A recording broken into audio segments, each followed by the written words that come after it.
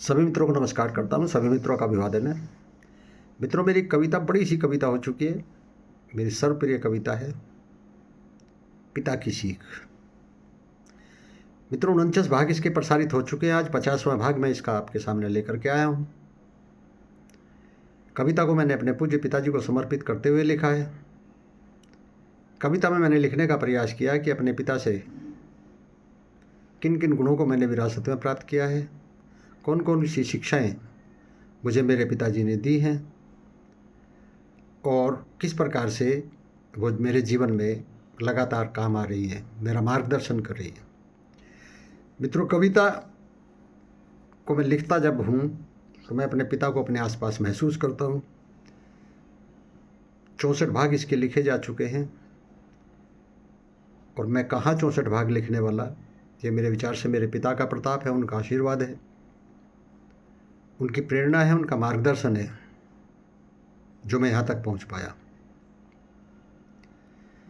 मित्रों, मैंने लक्ष्य बनाया था इसके 51 भाग लिखने का, लेकिन 51 के बाद 61 कब हुए, 64 कब हुए, मुझे पता ही नहीं चला। आज मैं आपके सामने इसका 50वां भाग रखता हूँ। कविता कुछ इस प्रकार से थी। हमने सीखा है पिता से, श्रम करें और जीत ले जग, श्रम किया बेकार जग में यूं कभी जाता नहीं है। हमने सीखा है पिता से। 50वां बंद रखता हूँ आपके सामने। मेरे पिताजी कहा करते थे, मित्रों, आत्ममुग्धता से बचें। आत्ममुग्धता ठीक नहीं होती, क्योंकि आत्ममुग्धता ही आपको अहंकार की तरफ ले जाती है और अहंकार जिसके अंदर होता है वो ढीठ हो जाता है, किसी की बात नहीं सुनता, किसी की बात नहीं मानता। तो इसी का मैंने वर्णन किया है, यहाँ पर प्रस्तुत है पिता की सीख भाग 50। हमने सीखा है पिता से, आत्ममुग्धता ठीक नहीं है। हमने सीखा है पिता से, आत्ममुग्धता ठीक नहीं है। ये ले जाती अहम तक और तुमको बनना ढीठ नहीं है। ये ले जाती अहम तक और तुमको बनना ढीठ नहीं है।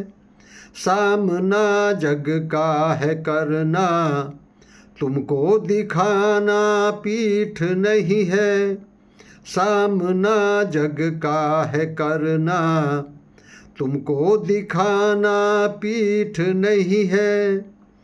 इस भरम में जो जिए, भरम से मतलब मित्रों आत्ममुग्धता, कि मैं ही बेस्ट हूँ, मैं ही श्रेष्ठ हूँ, मैं ही सब कुछ सही कर रहा हूँ, मेरे कारण ही सब कुछ हो रहा है, मैं ही सर्वोपरि हूँ, मैं जो सोच रहा हूँ वो सही है, मैं जो कह रहा हूँ वो सही है। इस भरम में जो जिए औरों की सुन पाता नहीं है। मित्रों, आप यहाँ अनुमान लगा सकते हैं कि रावण को शायद यही भ्रम था, इसलिए उसने कभी किसी की नहीं सुनी, अपनी पत्नी की नहीं सुनी, अपने नाना की नहीं सुनी, अपने भाई की नहीं सुनी, बल्कि जो भी उसको समझाता था उसको दुत्कारता था। इस भरम में जो जिए औरों की सुन पाता नहीं है। हमने सीखा है पिता से। मित्रों, कैसी लगी कविता? कमेंट बॉक्स में आकर ज़रूर बताना। अच्छी लगे तो कविता को लाइक शेयर कर देना, हो सके मेरे चैनल को भी सब्सक्राइब कर देना। मिलते हैं अगले भाग में। बहुत बहुत धन्यवाद, बहुत बहुत आभार आपका।